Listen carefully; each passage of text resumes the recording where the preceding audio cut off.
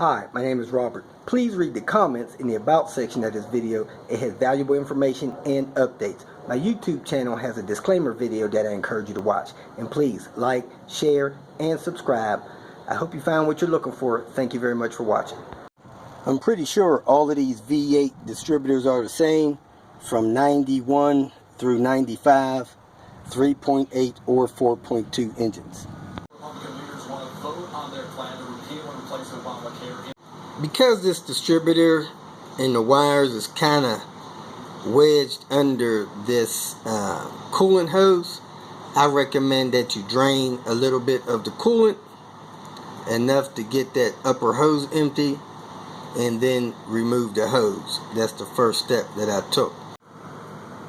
Because it's extremely difficult to reach the bolt under the distributor that holds the distributor in the bracket, I actually removed the serpentine belt so that I can have room to reach that bolt under the distributor. What I do is get this coolant hose out of the way, look like 7mm or flat tip screwdriver.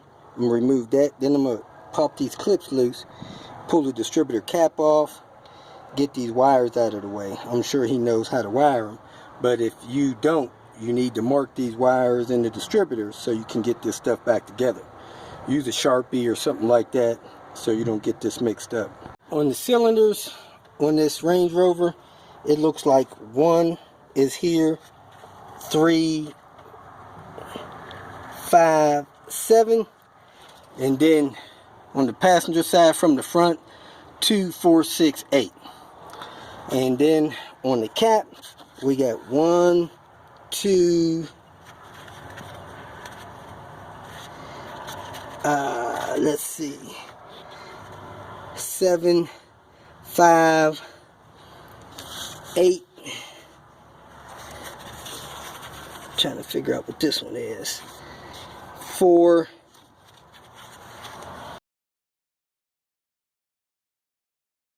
6. And then you got your coil coming up here to the front. So that's how it is. Let me go ahead and disconnect this stuff. Buddy said he needs as much of this pigtail as he can get from this wire that goes into the distributor, so I'm gonna follow it back, cut it off. The only bolt that I can see that's holding the clip on is down there. Looks like it might be a 13, but it doesn't look like I could get a socket on it from up top, so I'm gonna try to put a ratchet or some kind of tool under it from under this side, hit it back there where my fingertip is. Dang, I can't even see that down there. That's where my finger is. That's where that bolt is. I'm going to take that bolt out. That should release the bracket that's holding this distributor down. So let me see if I can get a 13 on that and get that bolt out. Before you start reaching down there trying to take that bracket loose, you want to mark exactly where this distributor is, because if that vehicle was running fine and it was timed right, you want to put this back the way it is. You see your rotor is pointing there. You want to mark that there.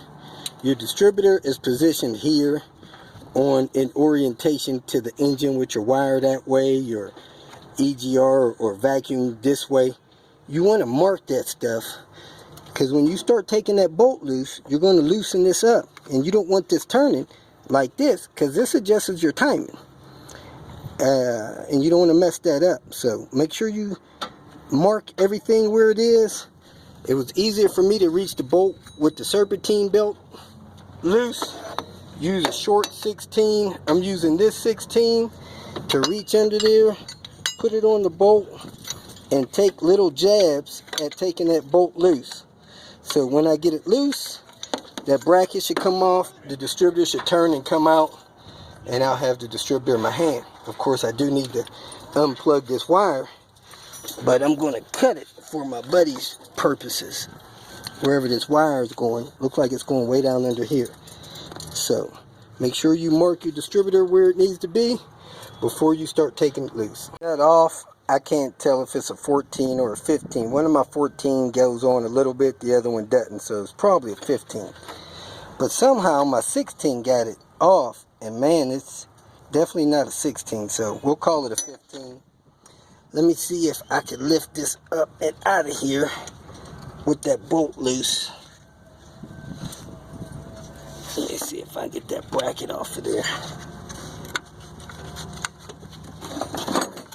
Yep, I get that bracket is loose.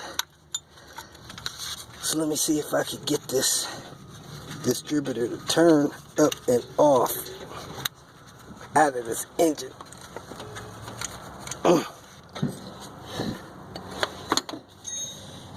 Yep, it looked like it's coming out. The sludge had it in there pretty tight, but I just kept working it back and forth a little bit right and left, and it finally came out. So now I'm going to unhook this wire down as far as I can go with it, and get this up and out of the way, put the cap back on there so I don't damage the rotor. If you feel that this information was useful, please like it and share it with your social media friends. You can subscribe to my channel so that you will get notifications of future videos that I post. You can follow me on Twitter, and if you need to contact me directly, please visit my website. And if you have any questions, leave them below, and someone or myself will reply to them. Again, thank you very much for watching.